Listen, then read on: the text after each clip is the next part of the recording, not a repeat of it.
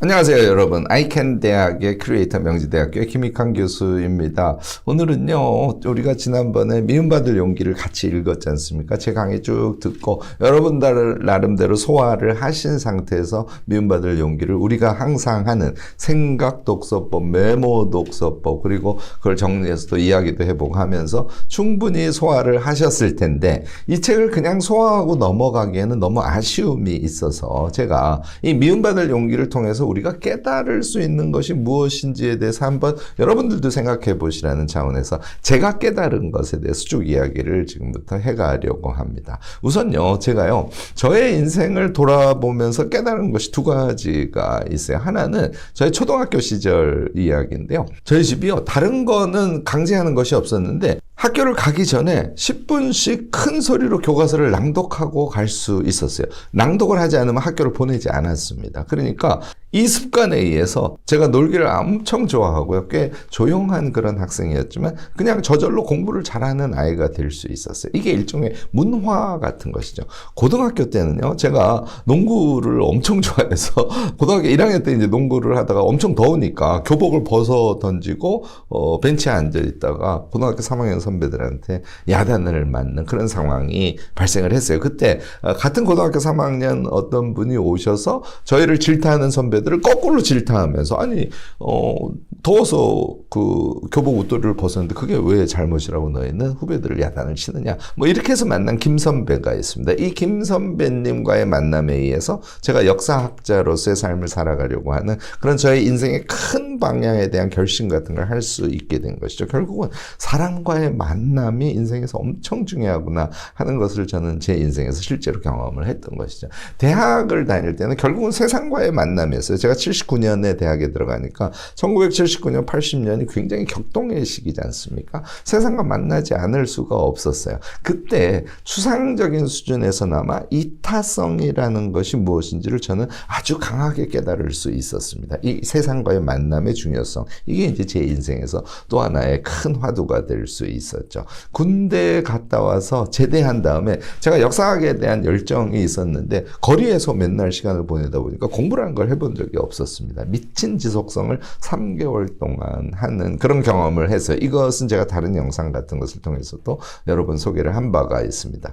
이 과정을 통해서 방법에 대한 깨달음이 얼마나 우리 삶에서 중요한지 이것을 저는 알 수 있었습니다. 그 이후에 졸업을 하고 역사문제연구소라는 데 연구원으로 들어갔고요. 그 다음에 엄마가 막 엄청 하여튼 하루 종일 교수 이렇게 저에게 강요를 했다고 생각하시면 됩니다. 이 두 가지가 결합되면서 지식인으로서의 무엇인가 사회적 실천을 하고 살아가는 교수가 되어야지 하는 저의 단기적인 꿈 같은 걸 형성시킬 수 있었습니다. 일종의 흐름에 의해서 위치 지어지는 것, 인생이라는 것이 그런 것이구나라는 것을 깨닫게 됐습니다. 그게 제 인생 거의 반 이상을 차지했죠. 물론 지금은 교수를 빨리 그만두고 다른 꿈을 향해서 제가 가고 있습니다만, 어쨌든 저의 인생의 과정을 보면 흐름에 의해서 위치 지어짐이 얼마나 중요한지를 충분히 쉽게 우리가 판단을 해볼 수 있습니다. 유학을 갔어요. 유학 가가지고는 제가 자신감이라는 세계를 얻었습니다. 그러니까 제가 유학을 하면서 배수진 같은 그런 유학이었기 때문에 정말 열심히 살려고 했거든요. 그래서 아침 9시부터 저녁 6시까지는 회사 다니는 사람처럼 최소한 그 시간은 정말 밀도 있게 공부를 해야지라고 결심을 하고 저는 그렇게 일상을 보냈어요. 주변을 보니까 제가 제일 성실한 사람 중에 하나라는 걸 발견을 하게 됐습니다. 이게 저한테는 굉장히 큰 자신감의 원천이 돼서, 아, 내가 열심히 살아가는 사람이구나. 여러분들도요, 하루에 8시간, 9시간 열심히 뭔가를 실천하시지 않습니까? 자신감 꼭 가지시기 바래요. 세상 모든 사람들이 그렇게 성실하지 않습니다. 제가 다른 사람들을 비난하기 위해서 드리는 말씀이 아니에요. 우리의 현재를 긍정적으로 생각하시라고 저의 사례를 말씀을 드린 것이죠. 그리고 이 유학을 하면서 내가 갖고 있는 특장이 무엇인지, 그리고 내가 무엇인가를 계획해서 그것을 실천하는 것, 주관자로서의 삶이죠. 그것을 본격적으로 시작하게 됐다는 그런 수학도 저는 얻을 수 있었습니다. 구체적으로 나를 찾아가고 나다움을 중심으로 해서 주관자로서의 삶을 살아가는 것의 중요성에 대한 깨달음이라고 할 수 있습니다.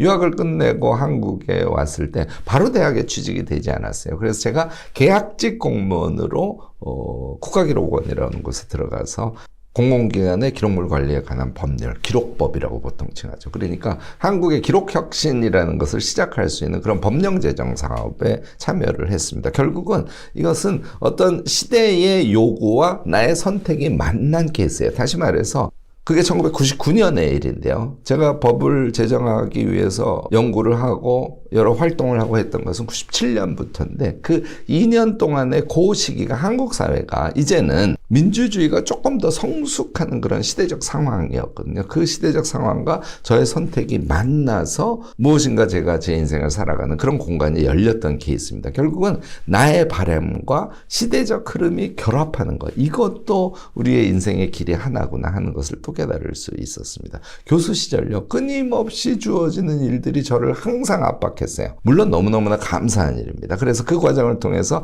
기록에 대해서 아주 실무적인 능력 그런 것을 쭉쭉 키워갈 수 있었고요. 또 시스템을 구축하는 것, 이 시스템의 세계에 대해서도 제가 저의 능력을 키워갈 수 있었고 또 엄청나게 많은 사람들과의 관계 맺음이 가능했던 것이죠. 그렇게 대학 교수 생활을 하다가 2014년에 세월호 참사가 터집니다. 결국은 이 세월호 참사는 저에게 여러 가지 큰 의미를 발견하게 했어요. 제일 큰 것은 세월호 유가족들과의 깊은 관계 속에서 대중교육이라는 것이 엄청 중요할 뿐만 아니라 그것이 실제로 가능한 것이구나 하는 것을 깨닫게 했어요. 결국은 세월호 참사는 현재 제가 하고 있는 저의 길을 발견하게 하는 그런 계기였습니다. 그 이후에 자본주의 사회에서 돈을 왕창 들여서 사업을 하지 않고 나다움을 가지고 그리고 평등한 조건에서 내가 성공의 길을 가려면 어떻게 할 수 있을까? 결국은 네트워크의 중요성을 깨닫게 됐고 앞서 제가 세월호 참사에서 대중교육에 눈을 떴다고 얘기했는데 이것이 결합되니까 유튜브부터 시작해야 되겠구나 하는 것을 금방 알 수 있게 됐어요. 그래서 유튜브를 나이가 60이 넘어서 시작을 하게 됐고 외람되지만 지금은 30만이 넘는 그런 유튜브 구독자들과 함께 유튜브를 만들어가는 그런 크리에이터가 될 수 있었지 않습니까? 결국은 나의 인생이 이것으로 시작됐다고 할 수 있는데요. 거인의 노트라는 저서를 쓸 수 있게 됐고 베스트셀러 작가가 될 수 있었고 또 그렇게 해서 맺어진 여러 네트워크를 통해서 지혜의 모험 그래서 함께의 힘으로 저의 사업을 끌고 갈 수 있는 그런 기반 같은 것들을 마련할 수 있었습니다. 결국은요. 나를 만든 힘은 나 혼자의 힘이 아니라는 것이 엄청난 큰 깨달음이에요. 하나는 환경, 어떤 운명, 우연, 사람들, 시대 이 모든 것이 제가 혼자 주관하는 세계가 아니지 않습니까? 이런 주변의 요인들이 나의 선택과 결합됐을 때 이것이 나의 선택과 결합됐을 때 그것이 나의 인생을 만들어가고 가끔은 간헐적인 아주 미친 듯한 노력을 거기에다 추가를 하면 굉장히 큰 성과 같은 것들을 우리 인생을 통해서 거둬낼 수 있구나 하는 것을 저는 깨닫게 됐지 않습니까? 결국은 함께의 힘 그러니까 세상의 흐름 또는 구조 이런 것들이 작동하는 것이죠. 그리고 바이오 사이클 속에서의 나의 아주 적극적인 노력들 이것의 결합에 의해서 우리의 인생은 만들어진다는 것을 제가 제 인생을 쭉 돌아보면서 느낄 수 있었던 겁니다. 결국은 저의 인생에 대한 이러한 정확한 해석을 가능하게 해준 것이 바로 키시미이치로의 공동체 감각이라는 개념이에요.